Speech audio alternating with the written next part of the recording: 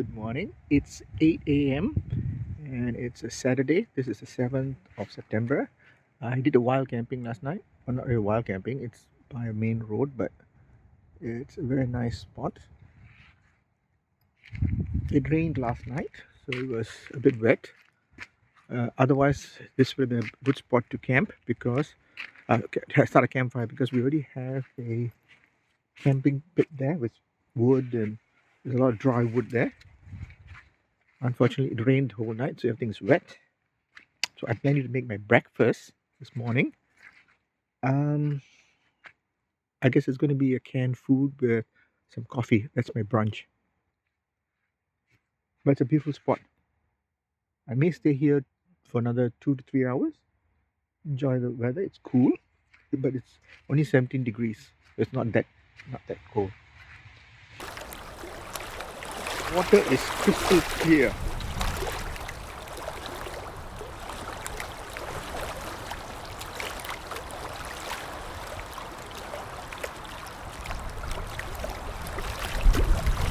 Okay, so this is my coffee cell. I've got a stove and my trusty cup. Maybe need to heat up a little bit more. Oh, you boil a can of soup. That's what it's a Russian can of soup or stew. This is how the picture looks like. Very nice, very hearty. This is actually what it looks like inside.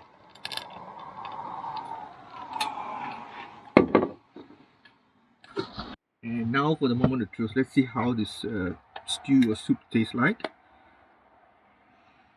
Okay, bon appetit. Okay.